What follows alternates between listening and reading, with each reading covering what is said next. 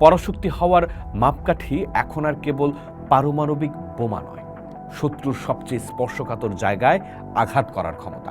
Iran প্রমাণ করেছে যে তারা চাইলেই মুহূর্তের মধ্যে মধ্যপ্রাচ্যের প্রতিটি মার্কিন সামরিক ঘাঁটি মাটির সাথে মিশিয়ে দিতে সক্ষম। আমেরিকার থিঙ্ক ট্যাঙ্কগুলো স্বীকার করতে বাধ্য হচ্ছে যে ইরানকে দমানোর কোনো সামরিক পথ এখন আর ওয়াশিংটনের হাতে নেই। ট্রাম্প যখন আপোষ রফার জন্য একজন মধ্যস্থতাকারী খুঁজছিলেন, তখন এগিয়ে এলো পাকিস্তান, দিল যুদ্ধবিরতির প্রস্তাব। আর পাকিস্তানের মধ্যস্থতায় ইরানও আলোচনার টেবিলে হাজির করল ট্রাম্পের জন্য চূড়ান্ত অপমানজনক 10 দফা। অবশেষে সেই অপমানজনক 10 দফা মেনেই যুদ্ধবিরতির প্রস্তাবে রাজি হলো ট্রাম্প। যদিও এই যুদ্ধবিরতি কত সময় টিকিয়ে রাখবে ট্রাম্প নেতানিয়াহু তার কোনো ঠিক নেই, তবুও ইরানের সাথে দফা মেনে যুদ্ধবিরতিতে যাওয়াটাই ট্রাম্পের জন্য বিপুল পরাজয়ের বলছেন বিশ্লেষকরা। আর শিকাগো বিশ্ববিদ্যালয়ের রাষ্ট্রবিজ্ঞান বিভাগের অধ্যাপক এবং আন্তর্জাতিক যুদ্ধ বিশ্লেষক ডক্টর রবার্ট পেপ বলছেন আরও ভয়ঙ্কর কথা।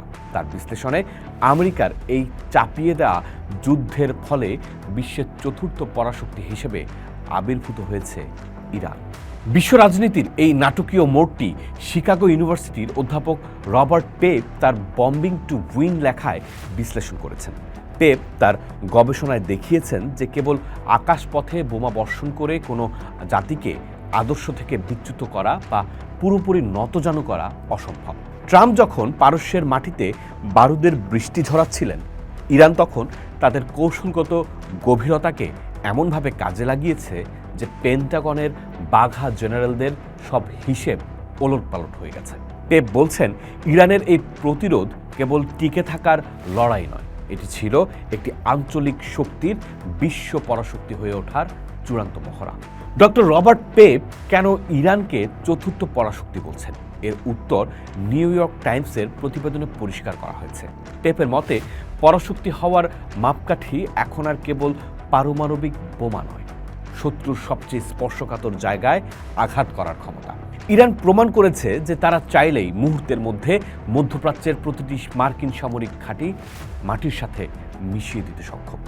আমেরিকার থিঙ্ক ট্যাঙ্কগুলো স্বীকার করতে বাধ্য হচ্ছে যে ইরানকে দমানোর কোনো সামরিক পথ এখন আর ওয়াশিংটনের হাতে নেই। এই কৌশলগত বিজয়ী ইরানকে রাশিয়া ও চীনের কাতারে চতুর্থ পরাশক্তি হিসেবে আসীন করেছে। রবার্ট পেপ বলছেন, সাম্প্রতিক বছরগুলোতে ভূরাজনীতির প্রচলিত ধারণা ছিল বর্তমান বিশ্ব ব্যবস্থা যুক্তরাষ্ট্র, চীন ও রাশিয়া এই 3 পরাশক্তিকে কেন্দ্র করে আবির্ভূত। এই ধারণার মূল ভিত্তি ছিল সংশ্লিষ্ট দেশগুলোর অর্থনৈতিক আকার ও সামরিক সক্ষমতা, কিন্তু সেই পুরনো ধারণা এখন আর খাটছে না। বিশ্বে দ্রুত গতিতে চতুর্থ একটি বৈশ্বিক পরাশক্তির উত্থান ঘটছে, সেটি হলো ইরান। যদিও অর্থনৈতিক বা সামরিক সক্ষমতার দিক থেকে ইরান বাকি 3 পরাশক্তির সমকক্ষ নয়, তবু দেশটির এই নতুন ক্ষমতার উৎস হল বিশ্ব অর্থনীতির হৃৎপিণ্ড বলে পরিচিত হরমুজ প্রণালীর ওপর তাদের একক নিয়ন্ত্রণ। ইরান যুদ্ধের গতি প্রকৃতি নিয়ে নিউ ইয়র্ক টাইমসের এক বিশেষ প্রতিবেদন সূত্র বলছে, ট্রাম্প প্রশাসন ইরানের সামরিক সক্ষমতাকে অবমূল্যায়ন করে ঐতিহাসিক ভুল করেছে। আমেরিকা যখন আধুনিক প্রযুক্তির ড্রোন আর মিসাইল দিয়ে হামলা শুরু করে, ইরান তখন তাদের প্রক্সি নেটওয়ার্ক এবং অপ্রতিসম যুদ্ধের জাল বিছিয়ে দেয়। নিউ ইয়র্ক টাইমসের প্রতিরক্ষা বিশ্লেষকদের মতে, ইরান এমন এক প্রতিরক্ষাব্যূহ তৈরি করেছিল যা ভেদ করা পেন্টাগনের জন্য অসম্ভব হয়ে দাঁড়ায়। ফলে যুদ্ধ কেবল ইরানের মাটিতে সীমাবদ্ধ থাকেনি, তা ছড়িয়ে পড়েছে লোহিত সাগর থেকে শুরু করে এডেন উপসাগর পর্যন্ত। রবার্ট পেপ তার বিশ্লেষণে দেখিয়েছেন ইরান কিভাবে বিশ্ব অর্থনীতির লাইফলাইন হরমুজ প্রণালীকে যুদ্ধের প্রধান অস্ত্র বানিয়েছে। নিউ ইয়র্ক টাইমস বলছে, ইরান যখন হরমুজ প্রণালী অবরোধের ইঙ্গিত দেয়, তখন বিশ্ববাজারে জ্বালানি তেলের দামে আগুন লাগে। এই অর্থনৈতিক ধাক্কা সরাসরি আঘাত হানে আমেরিকার অভ্যন্তরীণ রাজনীতিতে। এই এক অস্ত্রই ট্রাম্পের জন্য ত্রিমুখী চাপ তৈরি করে। পাশাপাশি দীর্ঘকাল ধরে হরমুজ প্রণালী দিয়ে বিশ্বের সব দেশের জাহাজ নির্বিঘ্নে চলাচল করতে পারত। তবে এবার ইরান আমেরিকা যুদ্ধে পরিস্থিতি বদলে গেছে। ইরান এখন এই প্রণালীতে বেছে বেছে নির্দিষ্ট কিছু দেশের সামরিক অবরোধ আরোপ করছে। অনেক বিশ্লেষকই মনে করেন হরমুজ প্রণালীতে ইরানের এই আধিপত্য সাময়িক। তাদের প্রত্যাশা হলো যুক্তরাষ্ট্র ও তাদের মিত্রদের নৌবাহিনী শিগগিরই পরিস্থিতি শান্ত করবে এবং তেল সরবরাহ আবার আগের মতো স্বাভাবিক হবে। কিন্তু এই প্রত্যাশায় বড় ধরনের গলদ আছে, কারণ অবস্থানগত কারণেই হরমুজ নিয়ন্ত্রণের সবচেয়ে বেশি সুবিধাজনক অবস্থানে আছে ইরান। আধুনিক অর্থনীতিতে কেবল তেলের সরবরাহ থাকলেই হয় না, সেই সরবরাহ হতে হয় সময়মতো ও নির্ভরযোগ্য। যখন সেই নির্ভরযোগ্যতার ভিত্তি ভেঙে পড়ে তখন পণ্য পরিবহনের খরচ অনেক গুণ বেড়ে যায়। তখন সরকারগুলো জ্বালানি প্রাপ্তিকে নিছক বাজারের লেনদেন হিসেবে না দেখে একটি জাতীয় কৌশলগত সংকট হিসেবে বিবেচনা করতে বাধ্য হয়। এখানে যুক্তরাষ্ট্রের জন্য মূল সমস্যা হলো এক অসম লড়াই। হরমুজ প্রণালী দিয়ে যাতায়াত করা প্রতিটি তেলবাহী জাহাজকে মাইন, ড্রোন বা ক্ষেপণাস্ত্রের হামলা থেকে রক্ষা করা একটা পূর্ণকালীন যুদ্ধ করার সমান। এর জন্য সেখানে নিয়মিত সামরিক নৌবহরের টহল প্রয়োজন। অন্যদিকে বিশ্ব তেলের বাজারে সংশয় ও ভীতি তৈরির জন্য ইরানের মাঝে মধ্যে একটিমাত্র জাহাজে আঘাত করাই যথেষ্ট।